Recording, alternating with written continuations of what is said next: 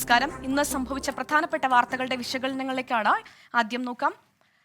വിശദമായ റിപ്പോർട്ടുകൾ. ഞാൻ വീണ സനു. ഡൽഹി മുഖ്യമന്ത്രി അരവിന്ദ് കെജ്രിവാളിന്റെ അറസ്റ്റിൽ പ്രതിഷേധിച്ച് ഇന്ത്യ മുന്നണി സംഘടിപ്പിക്കുന്ന മഹാറാലിക്ക് അല്പസമയത്തിനകം രാംലീല മൈതാനത്ത് തുടക്കമാകും. കെജ്രിവാളിന്റെ ഭാര്യ സുനിത പ്രതിഷേധത്തിൽ പങ്കെടുക്കും.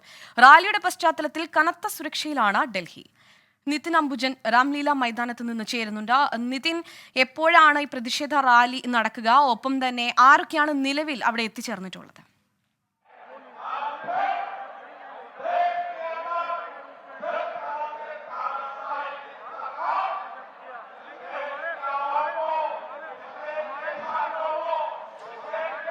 വീണ, അല്പസമയത്തിന് തന്നെ റാലി ആരംഭിക്കും. നേതാക്കളൊക്കെ തന്നെ ഇപ്പോൾ എത്തിക്കൊണ്ടിരിക്കുകയാണ്. രാഹുൽ ഗാന്ധി, അതോടൊപ്പം തന്നെ അഖിലേഷ് യാദവ്, കൂടാതെ ശരത് പവാർ ഉൾപ്പെടെയുള്ള മുതിർന്ന നേതാക്കൾ, മല്ലികാർജുൻ ഖർഗെ ഉൾപ്പെടെയുള്ള നേതാക്കൾ അല്പസമയത്തിന് എത്തും. എന്തായാലും വേദിയിൽ ഇപ്പോൾ CPM-നെ പ്രതികരിച്ച് സീതാറാം യെച്ചൂരിയും അതോടൊപ്പം തന്നെ ബൃന്ദ കാരാട്ടും എത്തിയിട്ടുണ്ട്. കൂടാതെ മറ്റ് മുതിർന്ന നേതാക്കൾ ഒമർ അബ്ദുള്ള, അതോടൊപ്പം മെഹബൂബ മുഫ്തി അടക്കമുള്ള നേതാക്കൾ, D രാജ, അത്തരത്തിൽ നിരവധി നേതാക്കൾ ഇപ്പോൾ വന്നുകൊണ്ടിരിക്കുന്നു. അല്പസമയത്ത് തന്നെ റാലി ഇപ്പോൾ ആരംഭിക്കുമെന്നാണ് ഇപ്പോൾ ആം ആദ്മി പാർട്ടി നേതാക്കൾ നൽകിയിരിക്കുന്ന വിവരം. എന്തായാലും പ്രതിപക്ഷ പാർട്ടികളുടെ ശക്തമായ ഒരു സാന്നിധ്യം ഈ ഒരു ഡൽഹിയിലെ രാംലീല മൈതാനത്തെ റാലിയിൽ ഉണ്ടാകുമെന്ന കാര്യത്തിൽ സംശയമില്ല. 28 പാർട്ടികളുടെ പ്രതിനിധികളെ ഇതിനും തന്നെ ഇവിടെ എത്തിക്കാൻ കഴിയുമെന്നാണ് ആം ആദ്മി പാർട്ടി വ്യക്തമാക്കിയിരിക്കുന്നത്. എന്തായാലും ഈ കേന്ദ്ര ഏജൻസികളുടെ നടപടിയിലും അതോടൊപ്പം തന്നെ അരവിന്ദ് കെജ്രിവാളിന്റെ അറസ്റ്റിലും ശക്തമായ സന്ദേശമാണ് പ്രതിപക്ഷ പാർട്ടികൾ ഇതുവഴി നൽകുകയെന്നാണ് ഇപ്പോൾ വ്യക്തമാക്കിയിരിക്കുന്നത്. എന്തായാലും അല്പസമയത്ത് തന്നെ ആരംഭിച്ചു. പിന്നീട് 2 മണിയോടുകൂടി തന്നെ ഈ റാലി അവസാനിപ്പിക്കാനാണ് ഇപ്പോൾ നീക്കം. 1 ലക്ഷത്തോളം പേർ ഇവിടെ പങ്കെടുക്കുമെന്നാണ് ഇപ്പോൾ ആം ആദ്മി പാർട്ടി നേതാക്കൾ വ്യക്തമാക്കുന്ന ഒരു കാര്യം. കശ്മീർ മുതൽ അങ്ങനെ പല സംസ്ഥാനങ്ങളിലുമായി നിരവധി ആം ആദ്മി പാർട്ടി പ്രവർത്തകർ ഇവിടേക്ക് എത്തിയിട്ടുണ്ട്. മഞ്ഞ ടീഷർട്ട് ധരിച്ചാണ് ആം ആദ്മി പ്രവർത്തകർ ഇവിടെ എത്തിയിരിക്കുന്നത്. മോദി ഏറ്റവും കൂടുതൽ ഭയപ്പെടുന്നത് അരവിന്ദ് കെജ്രിവാളിനെ എന്ന മുദ്രാവാക്യം ഉയർത്തിക്കൊണ്ട് ജനാധിപത്യം സംരക്ഷിക്കണം എന്നാവശ്യപ്പെട്ടുള്ള ഈ മഹാറാലി ഇപ്പോൾ ഇവിടെ ആരംഭിക്കാൻ ഒരുങ്ങുകയാണ്. ലോക്സഭാ തെരഞ്ഞെടുപ്പിന് മുന്നോടിയായി തന്നെ പ്രതിപക്ഷ പാർട്ടി നേതാക്കളെ ഒരു വേദിയിൽ എത്തിച്ചുകൊണ്ട് ശക്തമായ സന്ദേശം കേന്ദ്ര ഏജൻസികളുടെ നടപടിക്കെതിരെയും അതോടൊപ്പം തന്നെ ഈ അരവിന്ദ് കെജ്രിവാളിന്റെ അറസ്റ്റിനെതിരെയും നൽകാൻ കഴിയുന്നു എന്നുള്ളത് പ്രതിപക്ഷ പാർട്ടികളെ സംബന്ധിച്ച് ആശ്വാസകരമാണ്. ഈ വേദിയിൽ സുനിത കെജ്രിവാൾ, അതോടൊപ്പം തന്നെ ഹേമന്ത് സോറന്റെ ഭാര്യ കൽപ്പന സോറൻ, കൂടാതെ സഞ്ജയ് സിംഗിന്റെ ഭാര്യ സത്യേന്ദർ ജെയിന്റെ ഭാര്യ, അങ്ങനെ ഇത്തരം ആളുകളെയും ഇവിടെ ഈ പരിപാടിയിൽ എത്തിച്ചുകൊണ്ട് ഈ കേന്ദ്ര ഏജൻസികളുടെ നടപടിയിൽ ശക്തമായ ഒരു സന്ദേശം നൽകുകയാണ് ഇപ്പോൾ ലക്ഷ്യം വെക്കുന്നത്. അതിന്റെ ഭാഗമായുള്ള തയ്യാറെടുപ്പ് തന്നെയാണ് കഴിഞ്ഞ ഏതാനും നാളുകളെ ആം ആദ്മി പാർട്ടി എന്തായാലും സ്വീകരിച്ചത്. അല്പസമയത്തിന് രാഹുൽ ഗാന്ധി എത്തും. ഈ നേതാക്കളെല്ലാം തന്നെ ഏത് തരത്തിലാകും ഈ കേന്ദ്ര ഏജൻസികളുടെ നടപടിയിലെ പ്രതികരണം എന്നതും ശ്രദ്ധേയമാകും. ഉദ്ധവ് താക്കറെ, അഖിലേഷ് യാദവ് ഉൾപ്പെടെയുള്ള നേതാക്കൾ എന്തായാലും ഇപ്പോൾ ഡൽഹിയിൽ എത്തിയിട്ടുണ്ട്. വൈകാതെ തന്നെ ഈ പരിപാടിയുടെ ഭാഗമാകുമെന്നാണ് ഇപ്പോൾ വ്യക്തമാക്കിയിരിക്കുന്നത്. അതേസമയം തന്നെ ഇതൊരു കൊള്ളക്കാരുടെ പാർട്ടിയും അഴിമതി തുടച്ചു നീക്കാൻ വേണ്ടിയുള്ള നീക്കം നരേന്ദ്രമോദി നടത്തുമ്പോൾ അതിനെതിരെയുള്ള ഒരു കുടുംബത്തിന്റെ പരിപാടിയായി തന്നെയാണ് ഇപ്പോൾ ഇതിനെ BJP പരിഹസിക്കുന്നത്. പക്ഷേ ശക്തമായ ഭാഷയിൽ തന്നെ ഉദ്ധവ് താക്കറെ ഉൾപ്പെടെയുള്ള നേതാക്കൾ അതിന് മറുപടിയുമായി രംഗത്തുണ്ട്.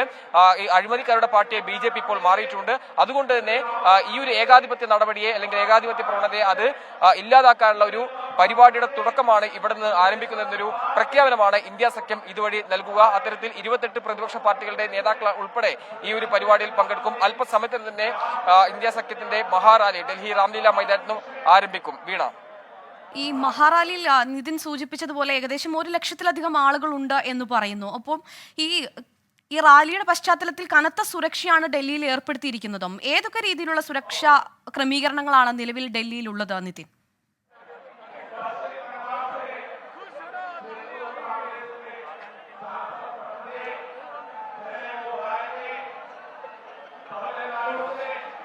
വീണ, ഡൽഹി നഗരം രാവിലെ മുതൽ തന്നെ കനത്ത സുരക്ഷാ വലയത്തിലാണ്.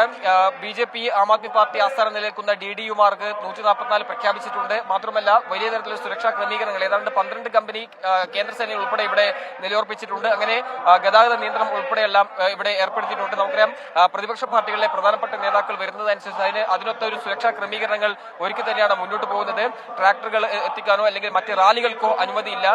കേവലം ഈ ഒരു മൈതാനത്ത് വന്ന് സംഘടിച്ചുകൊണ്ട് പ്രതിഷേധിക്കാനുള്ള അനുമതി മാത്രമേ നേതാക്കൾക്ക് ഉൾപ്പെടെ നൽകിയിട്ടുള്ളൂ. എന്തായാലും പോലീസ് കണക്കാക്കുന്ന ഏതാണ്ട് ഒരു 30,000-ഓളം പേർ ഈ പരിപാടിയിൽ പങ്കെടുക്കുമെന്നുള്ളതാണ്. ഞാൻ നിൽക്കുന്ന രാംലീല മൈതാനത്തിന് പുറത്ത് വലിയ സുരക്ഷാ ക്രമീകരണങ്ങൾ രാവിലെ മുതൽ തന്നെ ഒരുക്കിയിട്ടുണ്ട്. തിരിച്ചറിയൽ കാർഡുള്ള ആളുകൾക്ക് മാത്രമേ ഇങ്ങോട്ടേക്ക് ഈ രാംലീല മൈതാന പരിസരത്തേക്ക് കടത്തിവിടുന്നുള്ളൂ. അത്തരത്തിൽ ശക്തമായ ഒരു സുരക്ഷാ ക്രമീകരണങ്ങളുടെ കടന്നു പോവുകയാണ്. ഡൽഹിയിലെ മറ്റിടങ്ങൾ, ബാരക്കമ്പി അടക്കമുള്ള പ്രധാനപ്പെട്ട ഇടങ്ങളിലടക്കം വലിയ സുരക്ഷാ ക്രമീകരണങ്ങൾ ഒരുക്കി തന്നെയാണ് മുന്നോട്ട് പോകുന്നത്. മാത്രമല്ല നേരത്തെ സൂചിപ്പിച്ചപ്പോൾ തന്നെ DDU-മാർക്ക് ആം ആദ്മി പാർട്ടിയുടെ ഓഫീസും അതോടൊപ്പം CPM-ന്റെ ഓഫീസും കൂടാതെ BJP ഓഫീസ് നിലനിൽക്കുന്ന മേഖലയിൽ ഇപ്പോൾ 144 കഴിഞ്ഞ ദിവസങ്ങളടക്കം പ്രഖ്യാപിച്ചിരുന്നു. അത് ഇപ്പോഴും തുടർന്നുകൊണ്ട് തന്നെ മുന്നോട്ട് പോകുമെന്നാണ് പോലീസ് വ്യക്തമാക്കിയിരിക്കുന്നത്. എന്തായാലും വൈകിട്ട് വരെ കനത്ത സുരക്ഷാ ക്രമീകരണവും അതോടൊപ്പം ഗതാഗത നിയന്ത്രണവും ഡൽഹിയിൽ ഏർപ്പെടുത്തിയിട്ടുണ്ട്. വീണ, ഈ കേന്ദ്ര ഏജൻസികളുടെ നടപടികൾ ഉൾപ്പെടെയുള്ള കാര്യങ്ങളാണ് ഇത്തരത്തിലൊരു മഹാറാലിയിലേക്ക് കാര്യങ്ങൾ എത്തിച്ചത്. ഒപ്പം തന്നെ രാഹുൽ ഗാന്ധിക്ക് പുറമെ ഏതൊക്കെ നേതാക്കളാണ് ഈ ഒരു മഹാറാലിയിൽ ഇനി പങ്കെടുക്കാനുള്ളത്? നിതിൻ,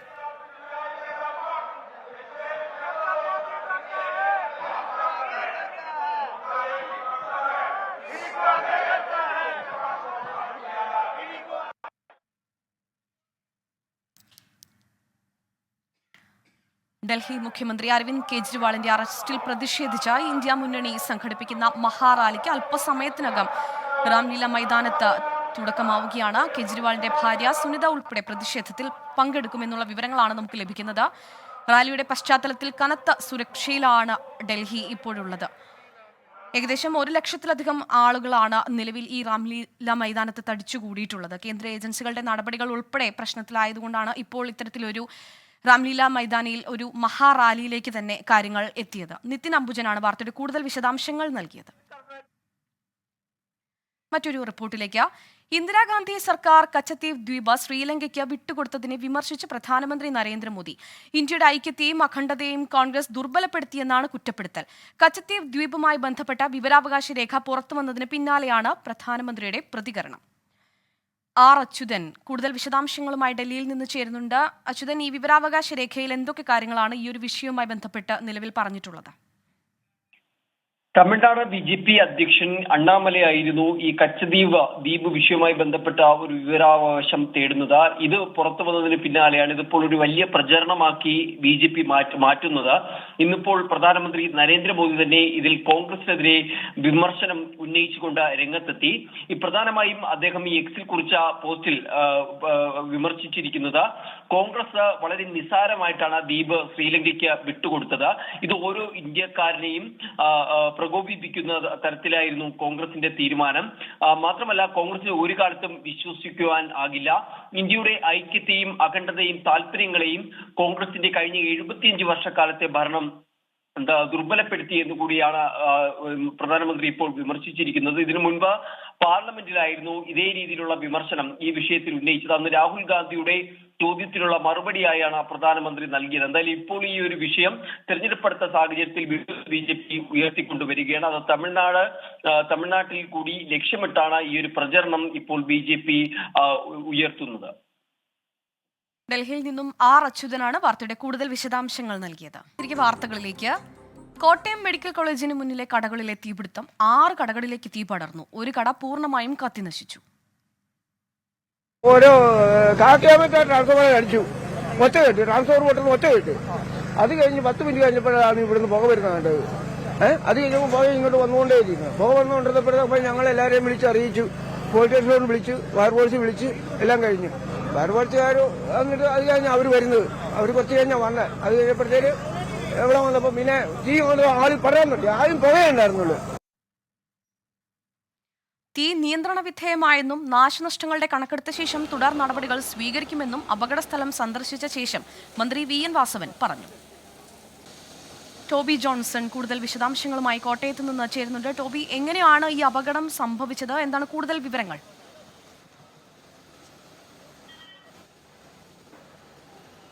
എങ്ങനെയാണ് ഇത് സംഭവിച്ചത് എന്നതിനെ കുറിച്ച് വ്യക്തമായൊരു വിവരം, ഒരു കാര്യം നമ്മളോട് എന്തായാലും ഔദ്യോഗികമായി ഫയർഫോഴ്സ് ഉദ്യോഗസ്ഥരോ പോലീസോ ഒന്നും പറയുന്നില്ല. പക്ഷേ ഈ സ്ഥലത്തിന് തൊട്ട് മുൻവശത്താണ് മെഡിക്കൽ കോളേജിന്റെ ബസ് സ്റ്റാൻഡ് ഉള്ളത്. അവിടെ കട നടത്തുന്ന ഒരാളാണ് ഇത് കണ്ടു എന്ന് പറയുന്നത്. അതായത് ഈ കാണുന്ന ട്രാൻസ്ഫോമറിൽ ഒരു പൊട്ടിത്തെറി ഉണ്ടായി. അതിനുശേഷമാണ് ഏതാനും മിനിറ്റുകൾക്ക് ശേഷമാണ് ഈ കടയിൽ നിന്നും തീയും പുകയും ഉയരുന്നത് കണ്ടു എന്നാണ് അദ്ദേഹം നമ്മളോട് ഇപ്പോൾ പറഞ്ഞിട്ടുള്ളത്. എന്തായാലും ഷോർട്ട് സർക്യൂട്ട് ആകാം ഇതിനുള്ളൊരു എന്നാണ് നമ്മളോട് ഇതിന്റെ കടയുടമ അടക്കമുള്ളവരും പറയുന്നത്. പോലീസും ഫയർഫോഴ്സും എന്തായാലും വിശദമായിട്ടുള്ള അന്വേഷണം ആരംഭിച്ചിട്ടുണ്ട്. ആ അന്വേഷണത്തിനൊടുവിലെ എന്താണ് കാരണം എന്നതിനെ കുറിച്ച് വ്യക്തമാവുകയുള്ളൂ. ഏകദേശം 9:30യോടുകൂടിയാണ് ഈ സംഭവം നടക്കുന്നത് എന്നുള്ള വിവരമാണ് നമുക്ക് ലഭിക്കുന്നത്. 9:30യോടുകൂടി ആദ്യം തോട്ടത്തിൽ എന്ന് പറയുന്ന ഒരു കടയിൽ, സ്റ്റേഷനറി കടയാണ്, ലേഡീസ് ഐറ്റംസും മറ്റുമുണ്ട്. ആശുപത്രിയിൽ വരുന്ന, കോട്ടയം മെഡിക്കൽ കോളേജിൽ വരുന്ന ആളുകൾക്ക് ആവശ്യമായിട്ടുള്ള മെത്തകൾ, തുണിത്തരങ്ങൾ, അങ്ങനെയുള്ള സാധനങ്ങളൊക്കെ വിൽക്കുന്ന ഒരു കടയാണ്. അവിടെയാണ് തീ പിടിച്ചത്.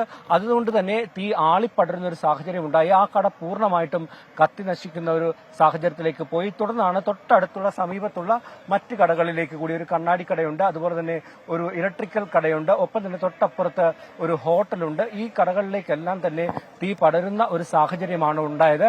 ഒരു 3 നില കെട്ടിടമാണ്, അതിന്റെ താഴത്തെ നിലയിലാണ് തീ പിടിച്ചത്. ഈ മെത്തയും തുണിത്തരങ്ങളും എല്ലാം തന്നെ ഇങ്ങനെ ഒരു ചെറിയ മുറികളാണ്, അതായത് 200 സ്ക്വയർ ഫീറ്റോളം മാത്രം വലിപ്പമുള്ള ചെറിയ ചെറിയ കടകളാണ്. ആ കടയിൽ ഇത്തരം കൂടുതൽ സാധനങ്ങൾ സ്റ്റോക്ക് ചെയ്തിരുന്നു. അതാണ് ഇത്തരത്തിൽ വലിയ രീതിയിൽ തീ പടരാനുള്ള ഒരു കാരണമായി മാറിയത്. അതിനുശേഷമാണ് മുകളിലേക്കൊക്കെ തീ പടരാൻ തുടങ്ങി. ഈ സീലിംഗ് ഭാഗത്തൊക്കെ തീ പടർന്നതോടുകൂടിയാണ് ഇത് അടയ്ക്കാൻ പറ്റാത്തൊരു സാഹചര്യം ഉണ്ടായി. അതിനുശേഷം ഈ കടകളുടെ ഗ്രില്ലുകൾ തകർത്ത് ഫയർഫോഴ്സ് ഉദ്യോഗസ്ഥർ അകത്ത് കയറിയാണ് ഈ തീ നിയന്ത്രണ വിധേയമാക്കിയത്. ഏകദേശം 3 മണിക്കൂർ നീണ്ട പരിശ്രമത്തിനൊടുവിലാണ് തീ നിയന്ത്രണ വിധേയമായത് എന്നുള്ളൊരു വിവരമാണ് നമുക്ക് പങ്കുവെക്കാൻ സാധിക്കുന്നത്. എന്തായാലും 6 യൂണിറ്റ് ഫയർഫോഴ്സ് യൂണിറ്റ് ഇവിടെ എത്തിയാണ് ഈ ഒരു തീ ഇപ്പോൾ അണച്ചിട്ടുള്ളത്. വീണ, ശരി. കോട്ടയത്ത് നിന്ന് ടോബി ജോൺസണാണ് വാർത്തയുടെ കൂടുതൽ വിവരങ്ങൾ നൽകിയത്. മറ്റൊരു റിപ്പോർട്ടിലേക്ക്. റിയാസ് മൗലവി വധത്തിൽ പ്രതികളെ വെറുതെ വിട്ടതിനെതിരെ സർക്കാർ ഉടൻ ഹൈക്കോടതിയിൽ അപ്പീൽ നൽകും. കൂടിയാലോചനയ്ക്കായി AG തിരുവനന്തപുരത്തെത്തി. ദീപക് ധർമ്മടം കൂടുതൽ വിവരങ്ങളുമായി ചേരുന്നുണ്ട്. ദീപക്, ഈ ഒരു വിഷയത്തിൽ ഇപ്പോൾ ആഭ്യന്തര വകുപ്പ് നിർദ്ദേശം നൽകിയിരിക്കുകയാണ് അപ്പീൽ നൽകാൻ. എന്താണ് വാർത്തയുടെ കൂടുതൽ വിവരങ്ങൾ? റിയാസ് മൗലവി വധ കേസിന്റെ പ്രതികളെ കോടതി വെറുതെ വിട്ടത് വലിയ രീതിയിലെ നടുക്കത്തോടെയാണ് ബന്ധുക്കൾ കണ്ടത്. അതിനെ ചൊല്ലി നിരവധി പ്രതികരണങ്ങൾ വന്നു. പോലീസിന്റെ വീഴ്ച ഉൾപ്പെടെ ആരോപിക്കപ്പെട്ടു. ഇത്തരം കാര്യത്തിൽ യഥാർത്ഥത്തിൽ പോലീസ് ഉടനടി തന്നെ അപ്പീൽ നൽകാൻ വേണ്ടി, പ്രോസിക്യൂഷൻ അപ്പീൽ നൽകാൻ വേണ്ടിയാണ് ഇപ്പോൾ ആഭ്യന്തര വകുപ്പ് നിർദ്ദേശം നൽകിയിരിക്കുന്നത്. ഈ നിർദ്ദേശത്തിന്റെ മുന്നോടിയായി ആഭ്യന്തര വകുപ്പിന്റെ തലപ്പത്ത് ഒരു കൂടിയാലോചന ഉണ്ടായിരുന്നു. AG ഗോപാലകൃഷ്ണപിള്ളയെ തലസ്ഥാനത്തേക്ക് വിളിച്ചു വരുത്തി അദ്ദേഹവും ഇതുമായി ബന്ധപ്പെട്ട കൂടിയാലോചനകളിൽ പങ്കാളിയായിക്കൊണ്ടിരിക്കുന്നു എന്നുള്ളതാണ് നമുക്ക് ലഭ്യമാകുന്ന വിവരം. എത്രയും വേഗം തന്നെ ഈ കേസിലെ വിധിയെ ചോദ്യം ചെയ്തുകൊണ്ട്, അതായത് പ്രതികളെ വെറുതെ വിട്ട വിധിയെ ചോദ്യം ചെയ്തുകൊണ്ട് അപ്പീൽ നൽകാൻ പ്രോസിക്യൂഷൻ തീരുമാനമെടുത്തിരിക്കുന്നു എന്നുള്ളതാണ് നമുക്ക് കിട്ടിയിരിക്കുന്ന വിവരം. മറ്റൊരു പ്രധാനപ്പെട്ട കാര്യം, ഇത് വലിയ രാഷ്ട്രീയ വിവാദം കൂടിയായി മാറിയ സാഹചര്യമുണ്ട്. കാരണം ഈ പ്രതികളെ വെറുതെ വിടാൻ കാരണം ആഭ്യന്തര വകുപ്പിന്റെ പ്രോസിക്യൂഷന്റെ പരാജയമാണ് എന്നുള്ള രീതിയിലെ ആരോപണങ്ങൾ വന്നു. പക്ഷേ എന്നാൽ പ്രതികൾക്ക് കഴിഞ്ഞ ഇത്രയും കാലം ജയിലിൽ കഴിയേണ്ടി വന്നു, ജാമ്യം കിട്ടിയില്ല, പ്രോസിക്യൂഷന്റെ കൃത്യമായ ഇടപെടൽ കാരണമാണ് എന്ന മറിച്ചുള്ള വാദവും വന്നു. ഏതായാലും ഇപ്പോൾ ഈ കേസിൽ അപ്പീൽ നൽകാൻ ആഭ്യന്തര വകുപ്പ് തീരുമാനമെടുത്തു കഴിഞ്ഞിരിക്കുന്നു. വീണ, ദീപക് ധർമ്മടമാണ് വാർത്തയുടെ കൂടുതൽ വിവരങ്ങൾ നൽകിയത്. കർണാടകയിലെ NDA സ്ഥാനാർത്ഥിയുടെ പോസ്റ്ററിൽ മന്ത്രി K കൃഷ്ണൻകുട്ടിയുടെയും മാത്യു T തോമസിന്റെയും ചിത്രം ഉപയോഗിച്ചതിൽ വിവാദം. പോസ്റ്റർ വ്യാജമെന്നും മലയാളിയാണ് പോസ്റ്ററിന് പിന്നിലെന്നുമാണ് JDS സംസ്ഥാന ഘടകത്തിന്റെ ആരോപണം. JDS ദേശീയ നേതൃത്വവുമായി യാതൊരു ബന്ധവുമില്ലെന്ന് മന്ത്രി K കൃഷ്ണൻകുട്ടിയും നിയമ നടപടി സ്വീകരിക്കുമെന്ന് JDS സംസ്ഥാന അധ്യക്ഷൻ മാത്യു T തോമസും പറഞ്ഞു. S ശ്യാംകുമാർ കൂടുതൽ വിശദാംശങ്ങളുമായി കൊച്ചിയിൽ നിന്നും ചേരുന്നുണ്ട്. ശ്യാം, എന്താണ് കൂടുതൽ വിശദാംശങ്ങൾ?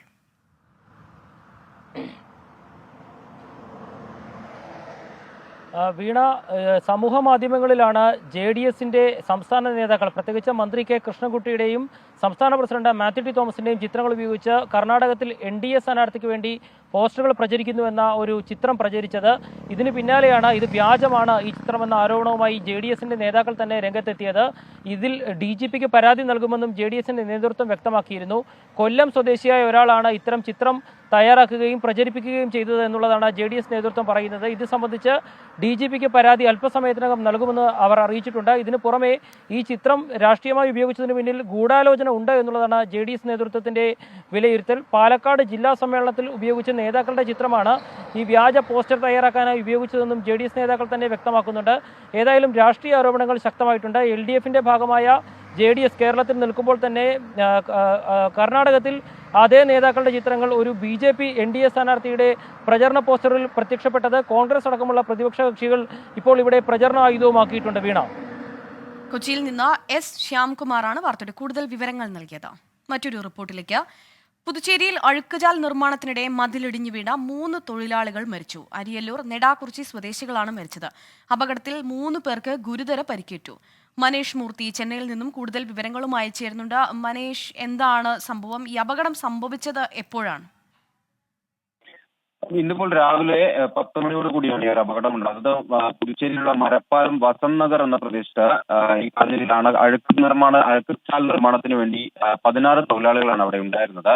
അവിടെ ഈ ഓടയിലെ ചെളി നീക്കിക്കൊണ്ടുള്ള പ്രവർത്തനങ്ങൾ നടത്തിക്കൊണ്ടിരിക്കുകയായിരുന്നു. അതിനിടെ